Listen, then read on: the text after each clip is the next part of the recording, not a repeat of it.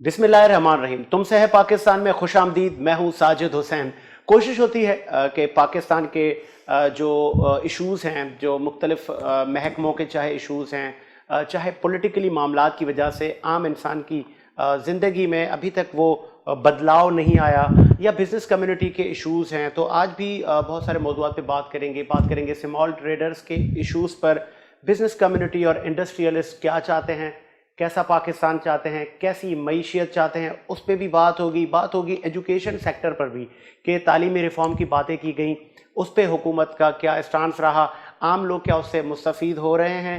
ان تمام چیزوں پر بات کریں گے اور ہم اپنے پروگرام میں بنائیں گے زینت سی پیک کو.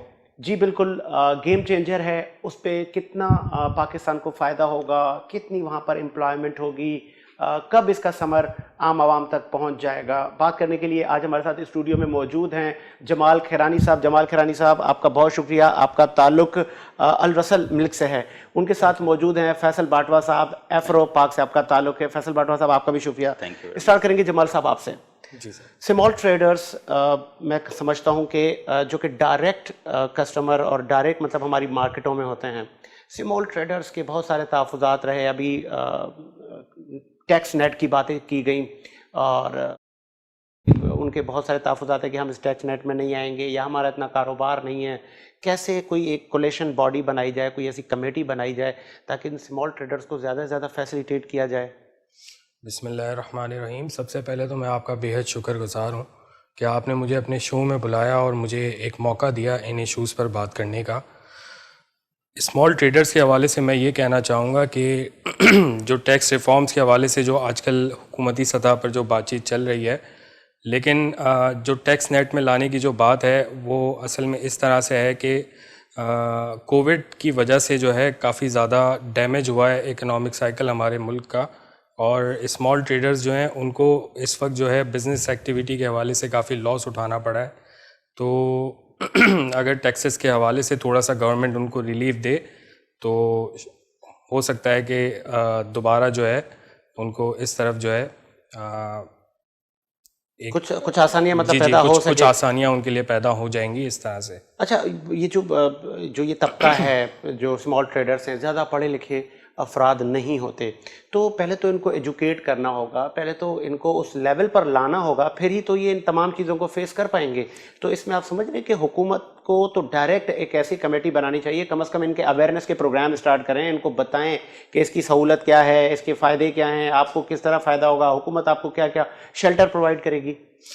بالکل آپ صحیح کہہ رہے ہیں. اس حوالے سے گورنمنٹ لیول پر ایک اویئرنیس پروگرام ہونا چاہیے اور اس طرح کی کمیٹیز بننی چاہیے جو اس طرح کے اسمال ٹریڈرز کو اویئرنیس دے ٹیکسز کے حوالے سے اور اس کے بینیفٹس کے حوالے سے، تاکہ گورنمنٹ جو ہے وہ جو ٹیکس ریفارمز کرنا چاہتی ہیں اور وہ جو ٹیکسز ان سے جو کلیکٹ ہوں گے اس کو بہتر طریقے سے ان پر انویسٹ کر سکیں، ان کو فیسیلیٹیٹ کر سکیں. اچھا، آپ کا الرسل ملک سے جیسے کہ آپ کا تعلق ہے، آپ بھی مطلب بزنس کمیونٹی سے آپ کا واسطہ ہے، کن ایشوز کو فیس کر رہے ہیں آپ کے جو شعبہ ہے؟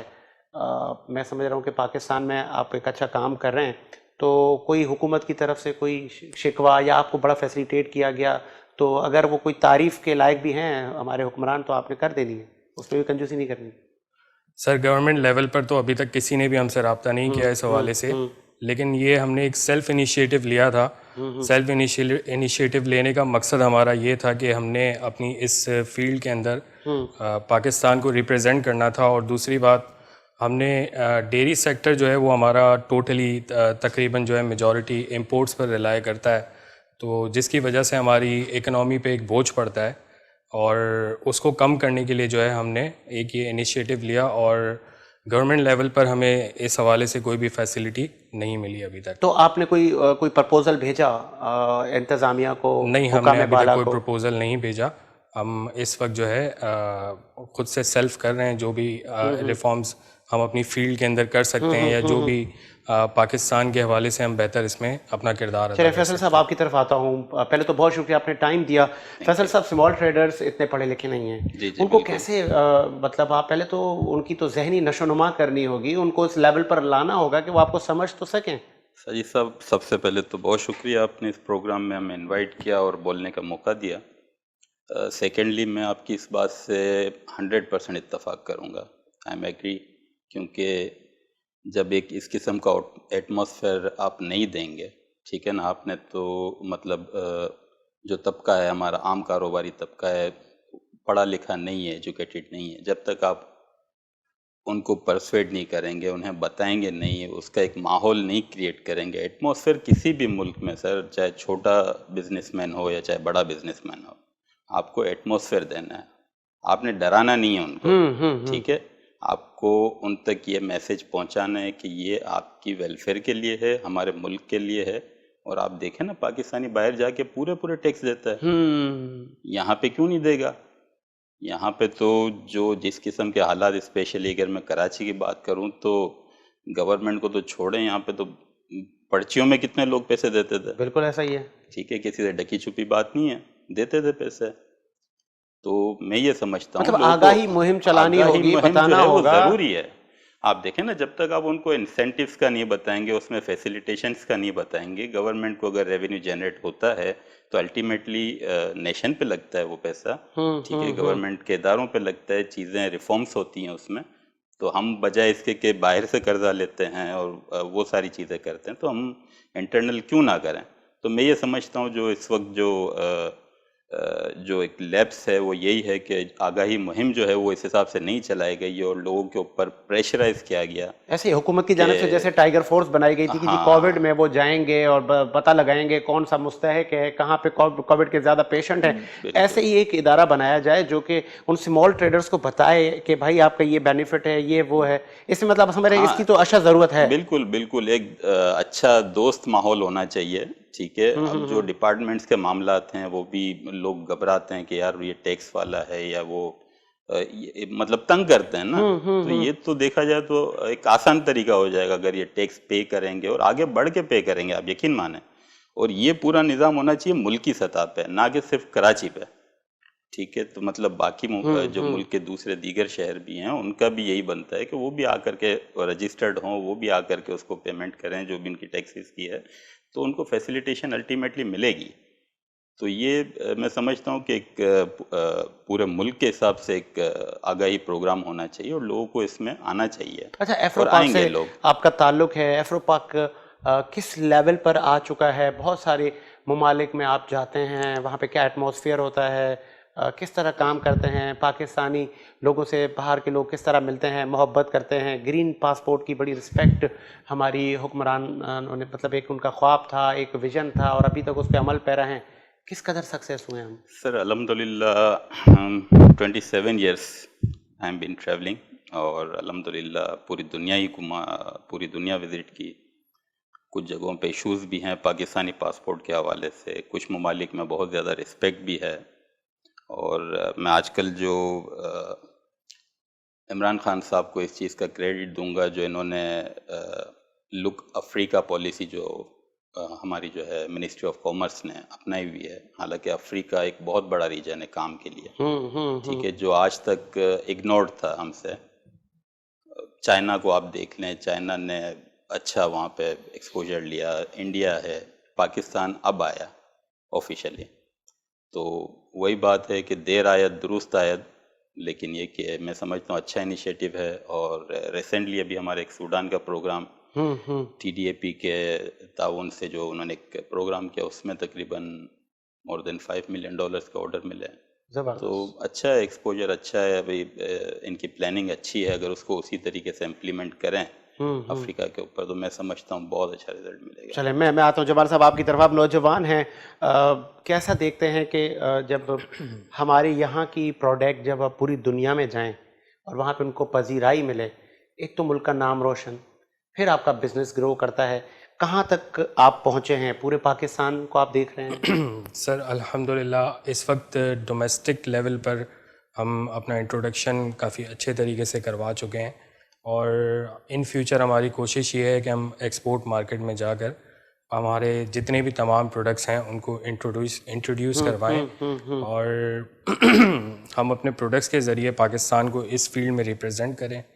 اور اس کے علاوہ جو ہے سر اصل جو ایشو ہے ہمارے ساتھ وہ اس چیز پر ہے کہ جو ہمارے را مٹیریلز ہیں ان پر ڈیوٹیز اینڈ ٹیکسز بہت زیادہ ہیں گورنمنٹ کی طرف سے، جس کی وجہ سے ہماری کاسٹ آف پروڈکشن اتنی زیادہ ہے یہ آپ نے صحیح کہ پوائنٹ ہم اٹھایا. ایکسپورٹ مارکیٹ میں کمپیٹ نہیں کر سکتے.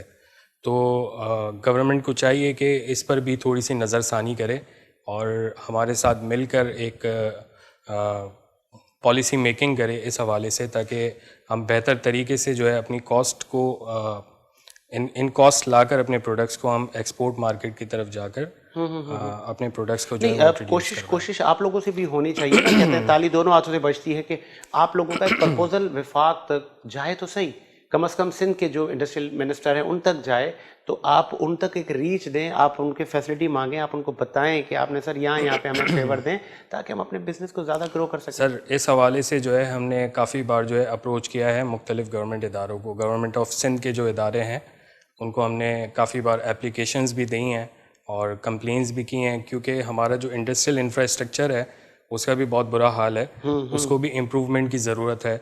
اوبیسلی بات ہے، جب ایک باہر سے ہمارے پاس ایک کلائنٹ آتا ہے تو وہ جب اس طرح کا انوائرمنٹ دیکھے گا تو جو امپیکٹ ہے ہمارے جو کمپنی کا جو امپیکٹ ہے اس کو بھی افیکٹ ہوتا ہے اس حوالے سے. تو ہم اپروچ کرتے ہیں لیکن گورنمنٹ کی طرف سے ہمیں اس حوالے سے ابھی تک کوئی بھی رسپانس نہیں ہے. اچھا فیصل صاحب، بہت اچھی بات کی جمال صاحب نے کہ جب باہر سے جو وفود آتے ہیں یہاں پہ انویسٹمنٹ کا سوچتے ہیں، آپ جیسے لوگوں سے جب ملتے ہیں، کیا حکومتیں وہ انوائرمنٹ دینے میں ابھی بھی ناکام ہو رہی ہیں یا کسی حد تک اب ہم سکسیس ہو رہے ہیں؟ میں تو جو current scenario after COVID specially, کیونکہ میں اگر کمپیئر کرتا ہوں تو اس وقت پاکستان کو تو سمجھیں کہ اللہ کی طرف سے ہمیں بڑی جو ہے نا کوئی وی آئی پی قسم کا ایٹماسفیئر ملا ہوا ہے. 24 آورس ہماری فیکٹریز چل رہی ہیں، کوئی ٹائم ٹیبل نہیں ہے، کوئی کسی قسم کی ایس او پیز وغیرہ کا بہت زیادہ جو ہے وہ نہیں ہے، فورس نہیں ہے یا بہت زیادہ امپلیمنٹیشن نہیں ہے اس کے اوپر.